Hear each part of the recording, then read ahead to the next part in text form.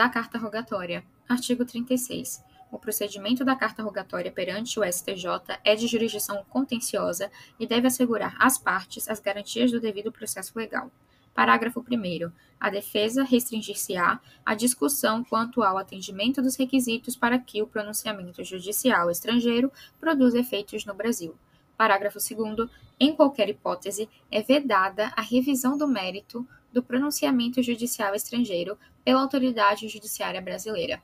É importante que se diga que rogar significa solicitar. Então, a carta rogatória é a carta que solicita alguma coisa. E o juízo que emite essa carta é o juízo rogante. Com relação aos trâmites da carta rogatória, existe uma convenção internacional que foi incorporada ao ordenamento jurídico brasileiro por meio do decreto número 1899 de 1996. É importante que se diga que esse decreto traz algumas disposições sobre o trâmite das cartas rogatórias, e uma delas é que, quando as cartas rogatórias forem transmitidas por via consular ou diplomática, ou por intermédio da autoridade central, será desnecessário o requisito da legalização. Também existe informação de que o ato processual deve ser praticado em outro país, obviamente, quando se utiliza a carta rogatória. Nesse caso, haverá suspensão do curso do prazo prescricional se a carta rogatória for vocacionada à citação do réu. A suspensão vai durar até que o objeto da carta rogatória seja cumprido, por exemplo, até que a citação seja realizada, até que o citando aponha uma nota de ciência na carta rogatória, dizendo que foi citado. Porém, existe uma discussão em relação a se a suspensão terminaria neste momento ou somente quando a carta rogatória fosse enviada de volta para o país que a emitiu e juntada aos autos. O STJ entendeu, no recurso especial 1.882.330, a sua quinta turma, que o prazo se suspende até o momento da posição da ciência no mandato citatório e volta a correr a partir daí. Então, é preciso ter uma certa agilidade, porque o prazo deixa de estar suspenso a partir da posição da ciência, e não somente quando a carta rogatória volta. Então, é importante ter conhecimento desse julgamento do STJ para quem vai fazer prova de carreira, por exemplo.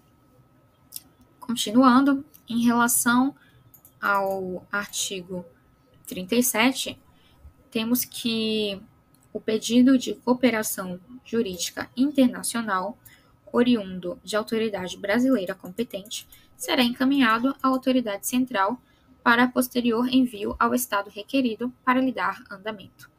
Artigo 38.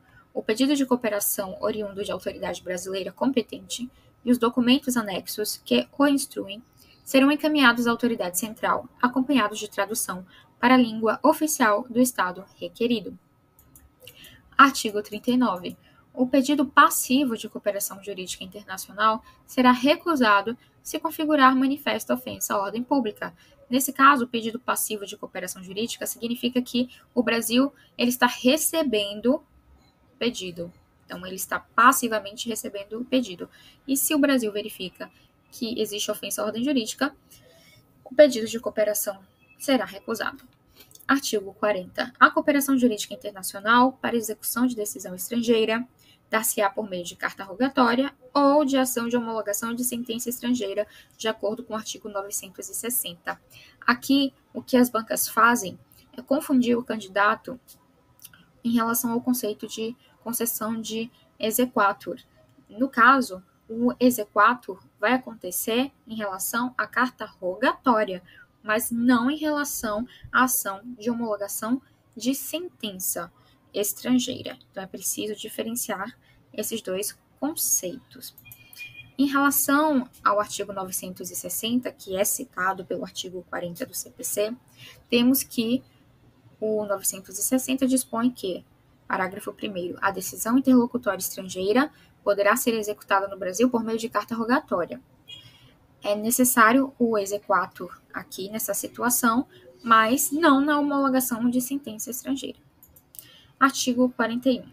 Considera-se autêntico o documento que instruir pedido de cooperação jurídica internacional, inclusive tradução para a língua portuguesa, quando encaminhado ao Estado brasileiro por meio de autoridade central ou por via diplomática, dispensando-se a juramentação, autenticação ou qualquer procedimento de legalização. Então, lembra que a gente conversou sobre o procedimento de legalização? Ele é dispensável porque o documento já vai ser considerado autêntico se ele veio através da autoridade central ou da via diplomática. Parágrafo único do artigo 41. O disposto no caput não impede, quando necessária, a aplicação pelo Estado brasileiro do princípio da reciprocidade de tratamento.